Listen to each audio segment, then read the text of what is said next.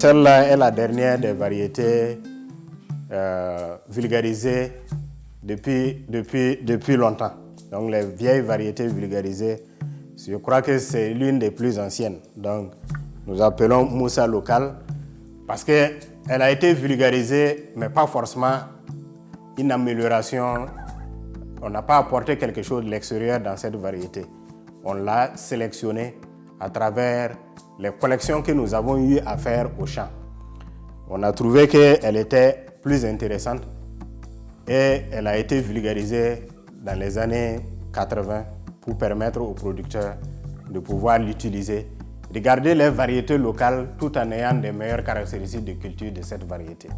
Donc Moussa local a été un nom qui a été donné parce que même parmi les collections, elle a été collectée chez quelqu'un qui portait ce nom. Donc c'est pour ça que ça a gardé ce nom. Sinon, les autres variétés locales suivent le nom des localités où ça a été récolté. Et vous allez avoir par exemple du Cambouensin local, du Gorom local, du Léo local, ainsi de suite. Donc lui c'est Moussa local et ça a été purifié parce que c'était plus intéressant d'avoir une bonne variété pure pour les producteurs, pour qu'ils puissent les associer souvent avec les céréales parce qu'ils faisaient beaucoup plus la culture associée à cette période.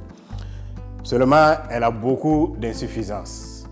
Les insuffisances, les virus l'attaquent et peuvent détruire pratiquement 80% de ta production.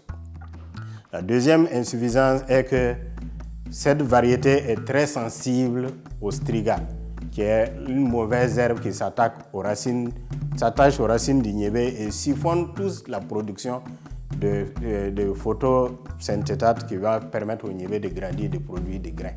Donc lui, il utilise pour produire les grains, ses propres grains. Donc le striga détruit complètement Moussa local. Aussi, c'est une variété dont le cycle est très long par rapport aux variétés que nous avons actuellement améliorées. Elle a un cycle qui va jusqu'à 85 jours.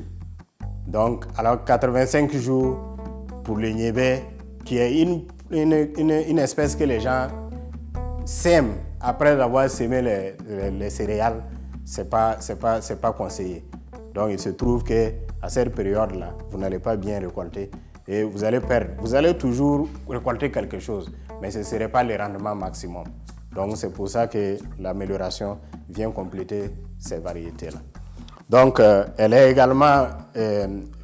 beaucoup plus cultivée de façon traditionnelle, mais quand on l'améliore en apportant de l'engrais et de la fumure organique à 5 tonnes à l'hectare, ou l'engrais à 2 sacs, ça veut dire 100 kg à l'hectare, plus les traitements chimiques, 2 traitements au moins à l'hectare, et on utilise 1 litre à l'hectare, par exemple de D6, qui est devenu aujourd'hui Delta Cal, vous arrivez à augmenter le rendement de cette variété.